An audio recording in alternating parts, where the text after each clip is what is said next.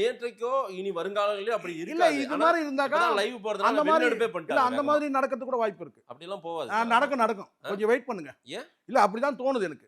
இந்த மாதிரி குட்டி கதை இந்த மாதிரி ஒருத்தர் இழிவார பேசுறீங்களா? இப்ப நான் கேட்கிறேன், முதலமைச்சர் ஆணவத்தோட பேசுறேன். நானே சொல்றேன், ஆணவத்தின் உச்சம். இல்ல சார், ஆனா நீங்க வெளியில வந்து இருங்க சார், சார் சோபா குதிரை போக்கம் அதெல்லாம் வந்து பாத்தீங்கன்னா வந்து சபாநாயகரை அனுமதிக்கல சார். சபாநாயகரும் ஒருதலை பட்சமா நடந்துகிட்டாரு. இதே வந்து ஆதவர்ஜுனா கண்டிச்ச உடனே நம்ம என்ன சொல்றோம், சபாநாயகர் சூப்பர் பண்றாரு சூப்பரான்றாரு. ஆனால் நீங்க காலையில ஒரு விதிகள் கொண்டு வரீங்க, அந்த விதிகள் படி இந்த மாதிரி சைகை மொழிக்கு வந்து பாத்தீங்கன்னா நீங்க தடை விதிக்கிறீங்க, நீங்க விதிகளை சொல்றீங்க. அப்ப அந்த விதி எப்படி வந்து முதலமைச்சர் தளர்த்தப்பட்டது? இது சைகை மொழி தானே, இதுவும் சைகை மொழி தானே சார்.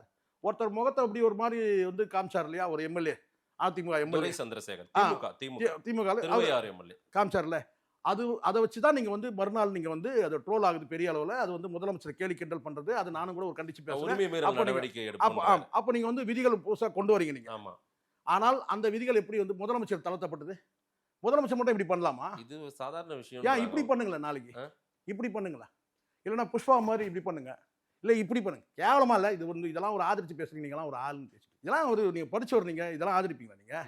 என்னதான் நீங்க உங்க ஆளா இருந்தா கூட வந்து இதெல்லாம் வந்து தப்பு சார். நீங்களாம் வந்து யூத், நீங்க நாங்களாம் இன்னொரு 5 வருஷம் 10 வருஷம் செத்து போயிடுவோம். அப்ப நீங்க தானே இருக்கிறீங்க இந்த இடத்துல, நீங்க உட்காருவீங்க ஒரு நாளைக்கு. இதெல்லாம் ஆதரிக்காதீங்க தயவு செஞ்சு. இது என்னது இது? இப்படி ஏதோ வந்து பிரச்சாரம் பண்ணும்போது காமிச்சாங்களா, அது முடிஞ்சிருச்சு.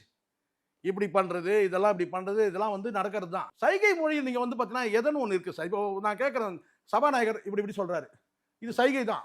ஆனால் அந்த இடத்துல இருங்க ஒரு நிமிஷம் விடுங்க. இப்ப சபாநாயகர் இப்படி உட்காருங்கன்றார், இப்படி உட்காருங்கன்றார். சில நேரத்தில் கண்ணில் கூட சைகை காட்டணும். இது வந்து பாத்தீங்கன்னா அவருக்கு வந்து பாத்தீங்கன்னா அந்த இடத்துல அவசியமாது.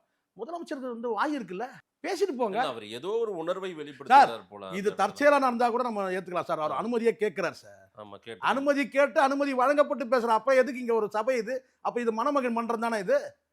எப்படி நீங்க வந்து பாத்தீங்கன்னா நீங்க வந்து இங்க நம்ம யாரையும் பார்க்க வேணாம் சார். இங்க யாருக்கு இது கொண்டாடுறாங்களே தமிழ்நாட்டு மக்கள் சார். கொண்டாடலாம், நீங்க தான் இப்படி ஒரு கனவுல கொண்டாடுறாங்க. பல பேர் நீங்க விஜயை குறைச்சு நீங்க பாருங்க, திருப்பி தான் குறைச்சு பாருங்க. அப்போ சொன்னேன் கொஞ்சம் நான் ஒரு கட்டத்துக்கு மேல திருப்பி நான் சொல்ல பாருங்க, குறைச்சி மதிப்பிடுறது அதிகமாக அப்படிலாம் கிடையாது.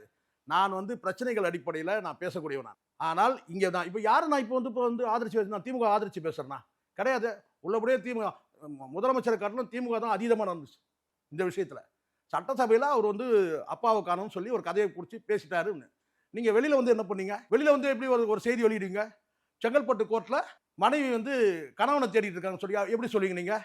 இதில் வந்து பார்த்தீங்கன்னா குடும்பம் எங்கே எதுக்காக இருக்கிறீங்க? எதிர்கட்சி தலைவரை நான் கேட்குறேன், இது தப்பு இல்லையா? அது